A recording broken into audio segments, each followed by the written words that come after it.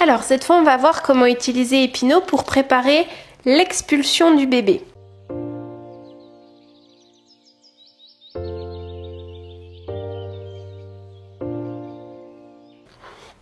Du coup on va utiliser le ballonnet qui est là pour venir travailler l'expulsion.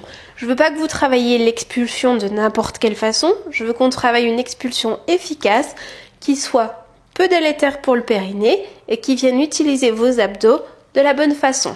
Comme ça, si vous l'avez préparé un petit peu avant, vous allez être prête pour l'expulsion au moment du passage de la tête du bébé. Alors, comme d'habitude, on dégonfle complètement Epino, on vient fermer le bouton, on va rajouter une ou deux puffs et on va venir passer Epino, mais cette fois-ci complètement à l'intérieur. C'est-à-dire que mes grandes lèvres ne sont plus là au milieu, elles vont se retrouver au bout d'Epino. Donc je passe l'Epino complètement à l'intérieur du périnée ici et je vais venir commencer avec 5 puffs en tout. Donc pas beaucoup, mais c'est vraiment le début pour pouvoir apprendre comment expulser Epino correctement. Donc j'en ai déjà fait 2. J'ai mon Epino qui est à l'intérieur. Je tiens avec mes doigts le fil qui est à l'extérieur ici. Je le garde là à l'intérieur. Et donc je vais gonfler de 3 puffs de plus. 2, 3, enfin encore une et 3. Ok?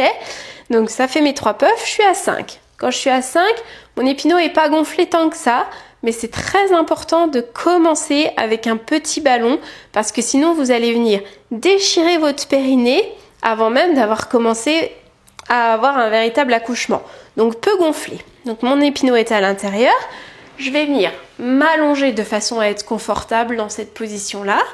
Et je vais inspirer. Et en soufflant, je vais souffler dans mon poing. Donc je prends une grande inspiration. Je viens souffler dans mon poing pour venir créer une petite résistance au niveau du poing là. Il faut que ce soit comme si vous vouliez souffler dans une paille, comme gonfler un ballon si vous voulez. Donc voilà, il faut que j'ai mes lèvres qui soient quasiment pincées, mes joues qui gonflent et je crée une résistance avec ce point.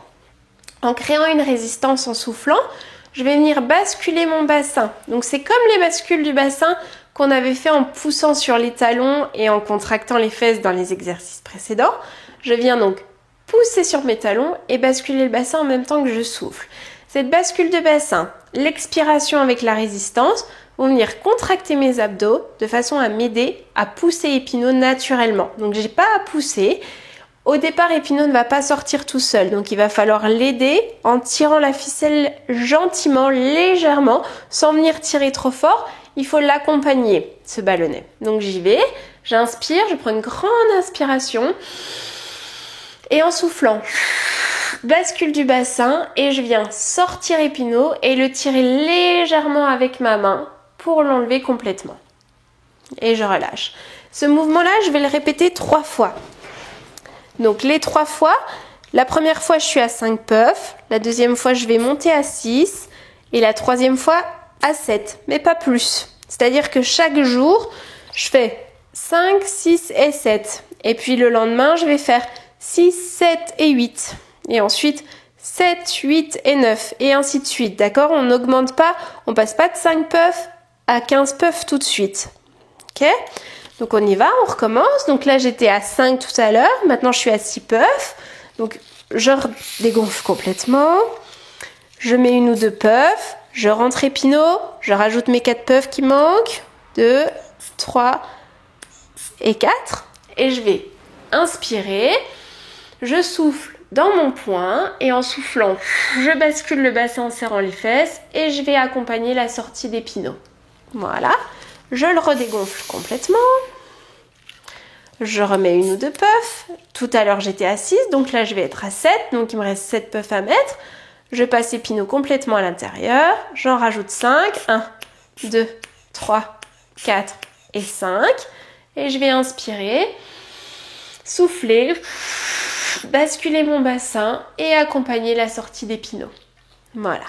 Grâce à ce mouvement ici, vous allez venir avoir une sortie d'Epino qui représente la sortie de la tête du bébé physiologique. C'est-à-dire que si je fais, j'inspire, je bloque ma respiration et je pousse pour pousser, pour sortir la tête du bébé, je vais venir pousser autant sur ma vessie, sur mon utérus et sur mon rectum que sur la tête du bébé. Donc ça va pouvoir donner ensuite des descentes d'organes et etc.